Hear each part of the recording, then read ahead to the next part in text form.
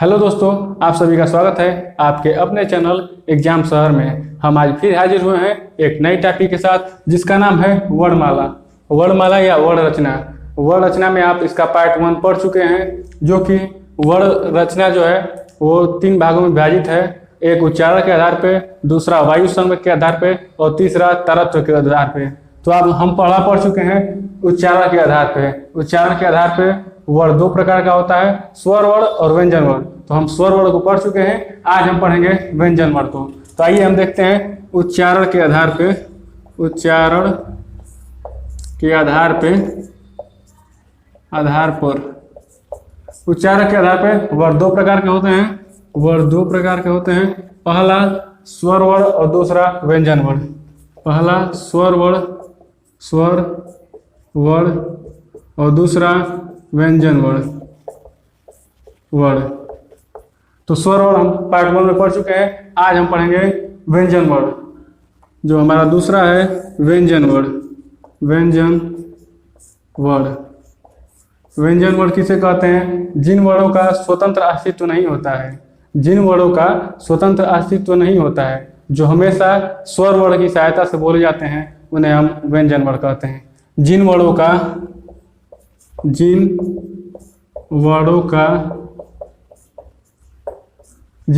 स्वतंत्र अस्तित्व नहीं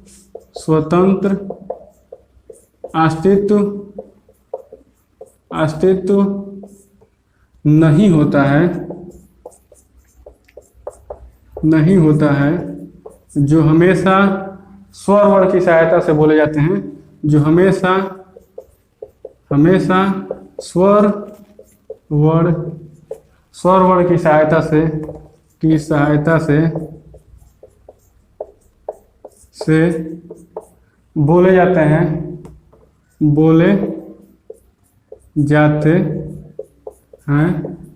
उन्हें व्यंजन वर्ण कहते हैं। तो व्यंजन वर्ण किसे कहते हैं? जिन वर्णों का स्वतंत्र अस्तित्व नहीं होता है, जो हमेशा स्वर वर्णों की सहायता से बोले जाते हैं, उन्हें हम व्यंजन वर्ण कहते हैं। व्यंजन वर्ण कुल मूल रूप से 33 और कुल 39 स्वर वर्ण मूल रूप से 33 और कुल 39 होते हैं। व्यंजन वर्ण मूल रूप से 33 और कुल 39 होते हैं। व्यंजन वर्ण 6 प्रकार का होता है। व्यंजन वर्ण 6 प्रकार का। पहला स्पर्श व्यंजन। दूसरा अंतस्थ व्यंजन।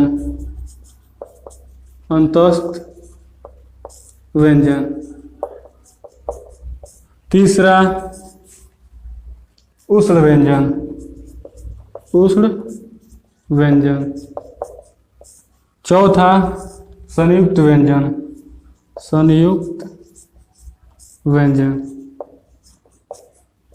पांचवा द्विगुण व्यंजन। और छठवां वैदिक व्यंजन।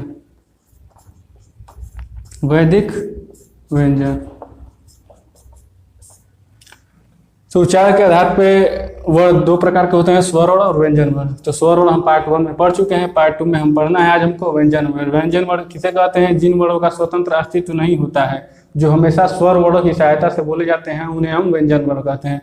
व्यंजन वर्ण मूल रूप से 33 और कुल 39 होते हैं। व्यंजन वर्ण 6 प्रकार का होता है। पहला स्पर्श व्यंजन, दूसरा अंतस्थ व्यंजन, तीसरा उष्ण व्यंजन, चौथा संयुक्त व्यंजन और पांचवा द्विगुण व्यंजन और छठवां वैदिक व्यंजन। तो आइए हम एक एक करके अपना व्यंजन है उसे हम पढ़ लेते हैं। तो सबसे पहला हमारा है व्यंजन वर्ण। तो व्यंजन वर्ण हम पढ़ रहे हैं और व्यंजन वर्ण में हम आज पढ़ेंगे स्पर्श व्यंजन, अंतस्थ व्यंजन, उष्ण व्यंजन, संयुक्त व्यंजन, द्विगुण व्यंजन और वैदिक व्यंजन। तो सबसे पहले हम पढ़ेंगे स्पर्श व्यंजन। तो पहला हमारा है स्पर्श व्यंजन।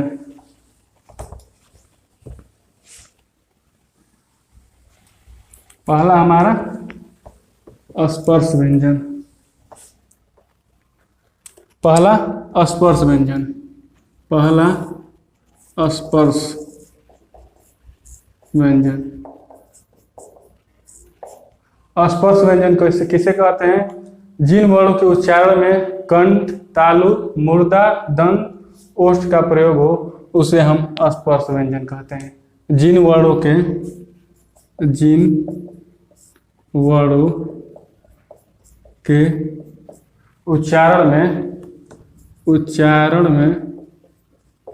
उच्चारण में कंठ, तालु, मूर्धा, दंत, ओष्ठ का प्रयोग हो उसे हम स्पर्श व्यंजन कहते हैं। ओष्ठ का प्रयोग हो उसे हम स्पर्श व्यंजन कहते हैं, उसे स्पर्श व्यंजन कहते हैं। तो स्पर्श व्यंजन जिन वर्णों के उच्चारण में कंठ, तालु, मूर्धा, दंत, ओष्ठ आदि का प्रयोग हो उसे हम स्पर्श व्यंजन कहते हैं। तो आइए हम देखते हैं कौन कौन से वर्ण स्पर्श व्यंजन हैं। क, ख, ग, घ, अंग, च, छ, ज, झ, ञ, ट, ठ,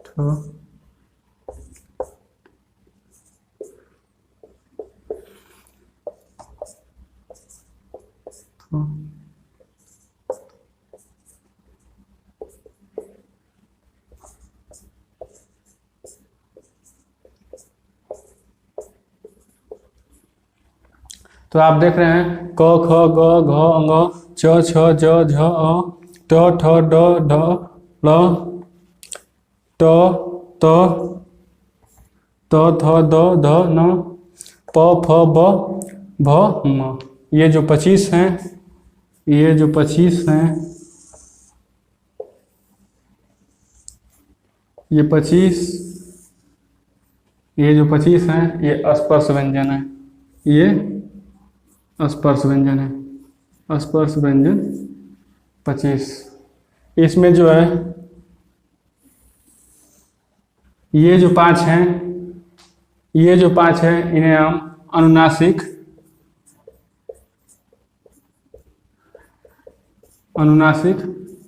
वर्ण कहते हैं।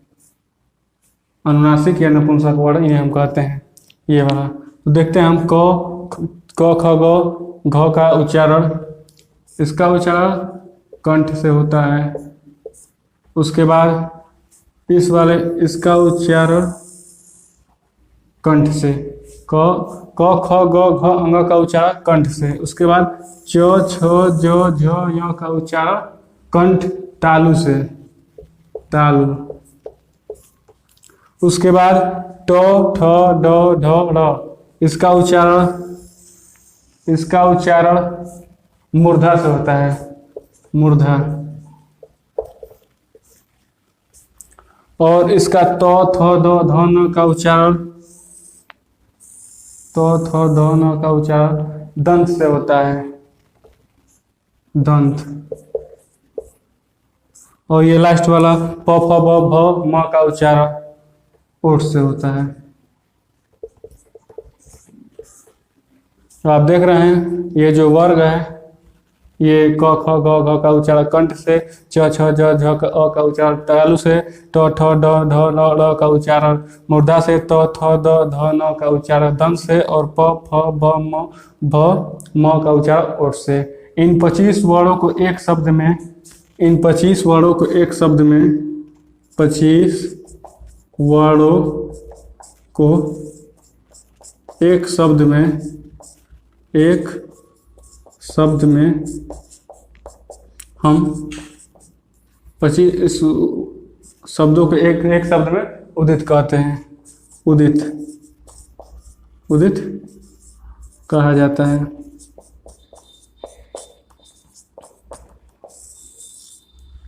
इन 25 वर्ड जो देख रहे हैं, और मूल रूप से जो मूल व्यंजन है, मूल व्यंजन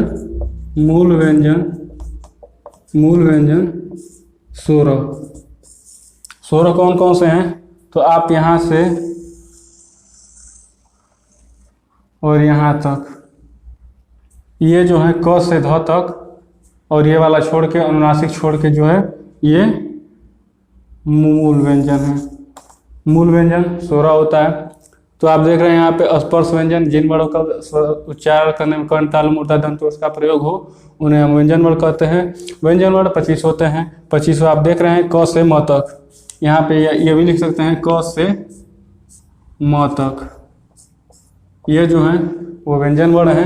क से म तक व्यंजन वर्ण है। और व्यंजन वर्ण में स्पर्श व्यंजन है, स्पर्श व्यंजन है।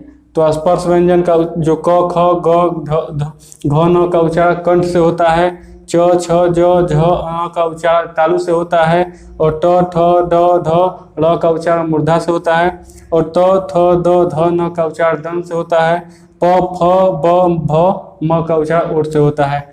ये 25 को एक शब्द में हम उदित करते हैं। यहाँ पे आप देख रहे हैं 25 को एक शब्द में उदित करते हैं। और ये जो आप 5 देख रहे हैं, ये जो 5 देख रहे हैं आप, इन्हें अनुनासिक वर्ण या नपुंसक वर्ण, नपुंसक वर्ण, अनुनासिक या नपुंसक वर्ण कहते हैं। अनुनासिक या नपुंसक वर्ण इनको कहते हैं। तो आप ये स्पर्श व्यंजन देख रहे हैं। इसके बाद आइए हम अपना अगला देखते हैं। स्पर्श के बाद हमारा अगला है अंतस्थ व्यंजन। तो हम देखते हैं अंतस्थ व्यंजन। तो क से म तक हो गया। उसके बाद अंतस्थ व्यंजन हम देखते हैं अपना अंतस्थ व्यंजन।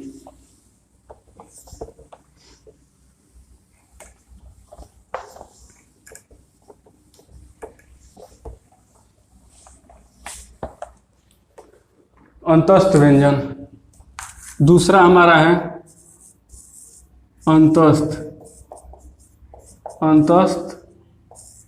व्यंजन।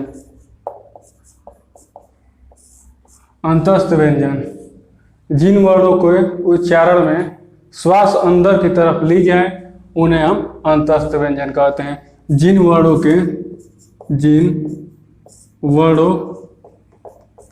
के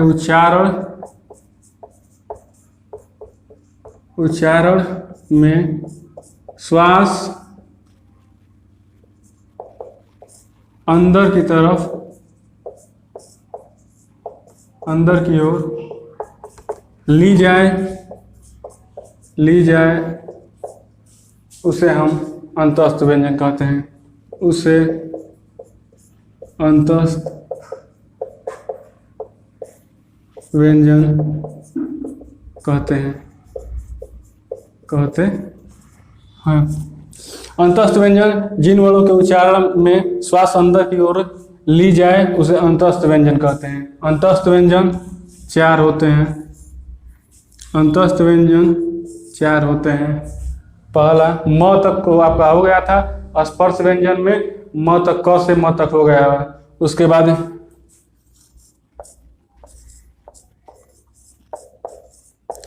बाद य र ल व, य र ल व, ये जो है अंतस्थ व्यंजन है। य र ल व, ये जो है अंतस्थ व्यंजन है। अंतस्थ व्यंजन जिन वर्णों के उच्चारण में श्वास अंदर की तरफ ली जाए उसे अंतस्थ व्यंजन कहते हैं। अंतस्थ व्यंजन 4 हैं, य र ल व। उसके बाद आइए हम अपना अगला देखते हैं उष्ण व्यंजन। उष्ण व्यंजन किसे कहते हैं? देख, इसमें 4 होता है। य र ल व, ये हो गया अंतस्थ व्यंजन। उसके बाद हमारा अगला है तीसरा उष्ण व्यंजन। उष्ण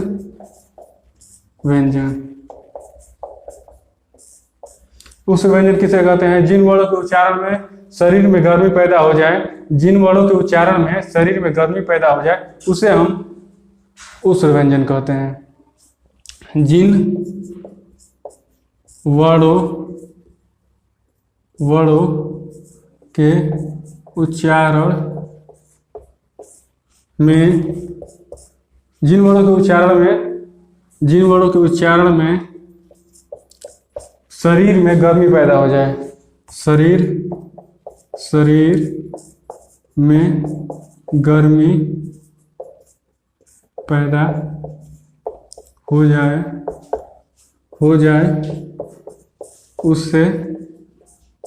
उसे हम उष्ण व्यंजन कहते हैं। उसे उष्ण व्यंजन कहते हैं। उष्ण व्यंजन भी 4 होते हैं।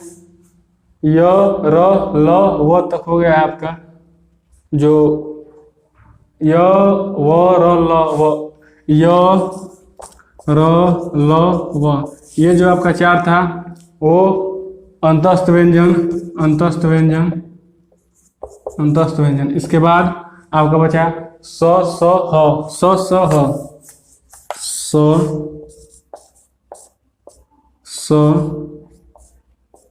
स और ह, ये जो 4 है ये उष्ण व्यंजन है।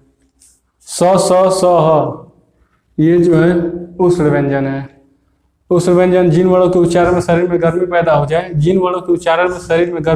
जाए, उसे हम उष्ण व्यंजन कहते हैं। उष्ण व्यंजन की संख्या 4 है, स, स, ह।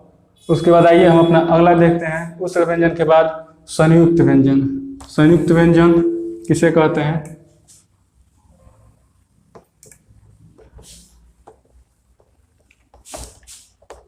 संयुक्त व्यंजन। चौथा संयुक्त व्यंजन। संयुक्त व्यंजन किसे कहते हैं? जिन वर्णों के उच्चारण में दो व्यंजन वर्ण मिले उसे हम संयुक्त व्यंजन कहते हैं। जिन वर्णों के उच्चारण में दो व्यंजन वर्ण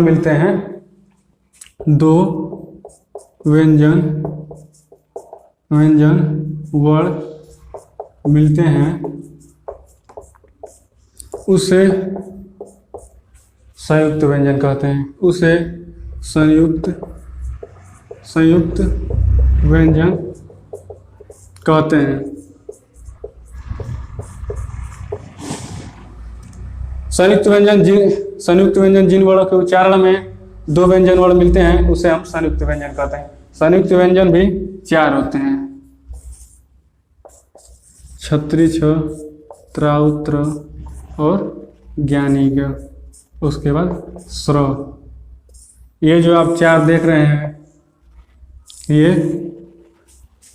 छत्री, थ, त्राउ, त्र, ज्ञानी ग और स्र, ये जो है संयुक्त व्यंजन है। देख लेते हैं किस प्रकार से यह संयुक्त व्यंजन है। तो छ,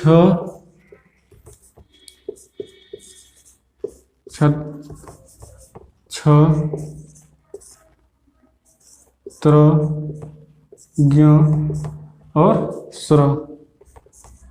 देखते हैं किस प्रकार से यह संयुक्त व्यंजन है। तो जो है क प्लस स, जो हो गया क प्लस स, ये हो गया। ये जब मिलेगा दोनों तो छत्री छ यानी 6 बनेगा। और उसके बाद त प्लस र, जब त आधा त उसके बाद र मिलेगा तब त्र बनेगा। उसके बाद ज प्लस अ य, ज प्लस य, जब ज प्लस य मिलेगा तो ज्ञ बनेगा। उसके बाद त स प्लस र, जब ये मिलेगा स प्लस र तो ये स्र बनेगा।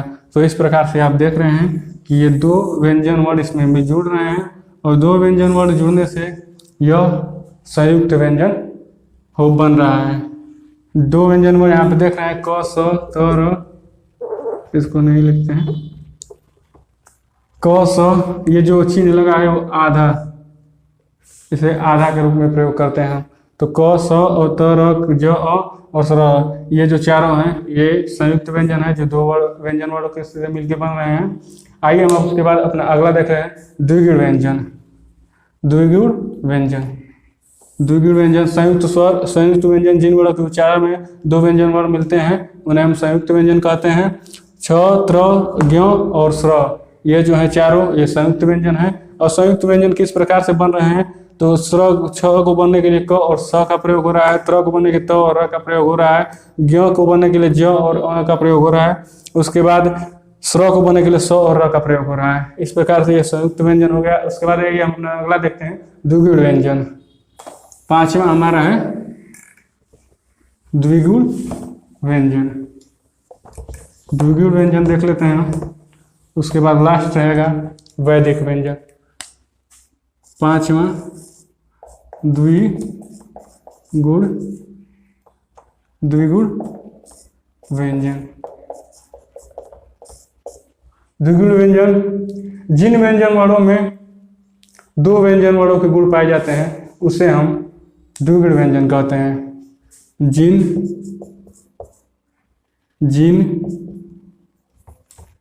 जिन वर्णों के उच्चारण में दो व्यंजन गुण पाए जाते हैं, जिन वर्णों के उच्चारण में दो व्यंजन गुण पाए जाते हैं उन्हें द्विगुण कहते हैं।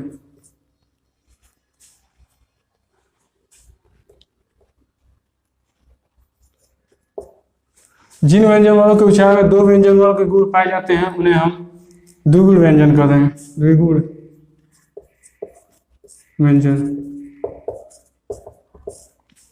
व्यंजन कहते हैं। ये जो द्विगुण व्यंजन है वो दो, पहला ड और ढ, ये जो है द्विगुण व्यंजन है। जिन वर्णों के उच्चारण में दो व्यंजन वर्ण के गुण पाए जाते हैं या जिन वर्णों के उच्चारण में दो व्यंजन वर्णों के गुण पाए जाते हैं उसे हम द्विगुण व्यंजन कहते हैं। द्विगुण व्यंजन दो होते हैं, ड और ढ। इसके बाद आइए हम अपना अगला देखते हैं और अंतिम हमारा है वैदिक व्यंजन।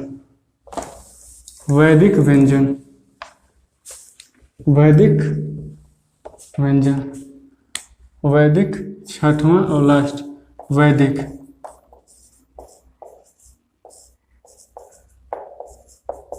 वैदिक व्यंजन जिन वर्णों का प्रयोग केवल वेदों तक ही सीमित रह गया है। जिन वर्णों का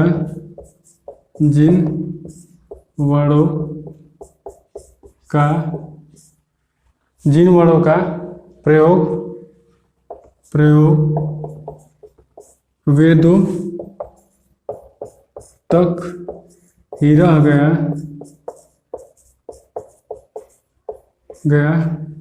जिसका हिंदी में कभी प्रयोग न हुआ, जिसका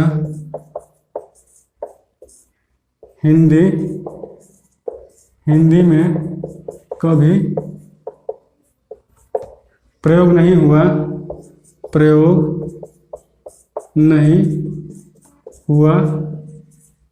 उसे वैदिक व्यंजन कहते हैं। उसे वैदिक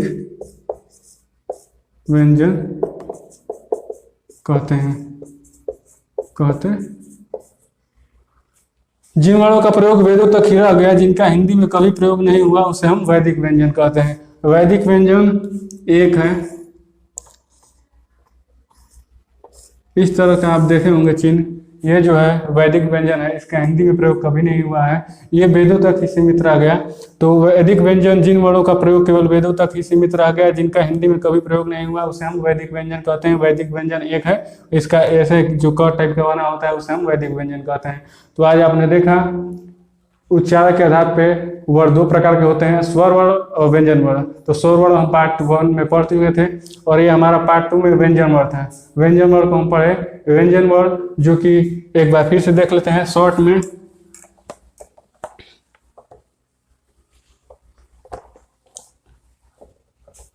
उच्चारण के आधार पे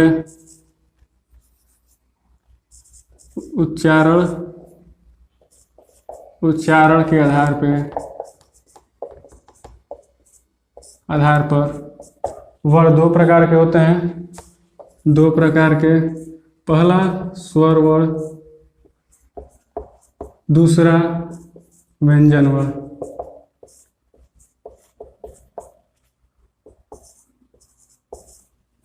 पहला स्वर वर्ण और दूसरा व्यंजन वर्ण। तो पहला स्वर वर्ण में हम पढ़ चुके हैं कि जो स्वर वर्ण है वो चार प्रकार का होता है। ह्रस्व दीर्घ, पहला ह्रस्व,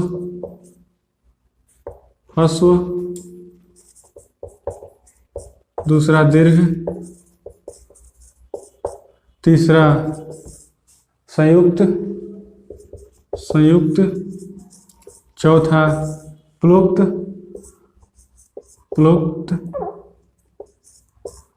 ये जो स्वर वर्ण आप देखें ह्रस्व दीर्घ संयुक्त और प्लुप्त वाला। उसके बाद व्यंजन वर्ण के 6 प्रकार हैं। पहला स्पर्श व्यंजन, दूसरा अंतस्थ व्यंजन,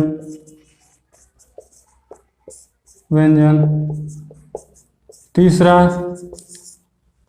उष्ण व्यंजन, चौथा संयुक्त व्यंजन, पांचवा द्विगुण व्यंजन,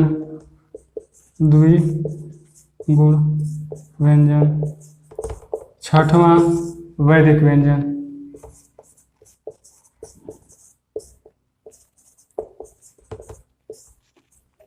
तो आपने देखा वर्ण रचना में प्रयोग के आधार पे वर्ण रचना में उच्चारण के आधार पे वर्ण दो प्रकार के होते हैं, स्वर और व्यंजन वर्ण। स्वर वर्ण 4 प्रकार के होते हैं, ह्रस्व दीर्घ संयुक्त और प्लुप्त। उसके बाद व्यंजन वर्ण में स्पर्श व्यंजन, अंतस्थ व्यंजन, उष्ण व्यंजन, संयुक्त व्यंजन, द्विगुण व्यंजन, वैदिक व्यंजन। उसके बाद हम देखेंगे अगला हमारा जो है ये पहला था जो वर्ण विभाजित हैं 3 प्रकार में उच्चारण के आधार पर। दूसरा हम देखेंगे वायु संवेग के आधार पे और तीसरा देखेंगे तारत्व के आधार पे।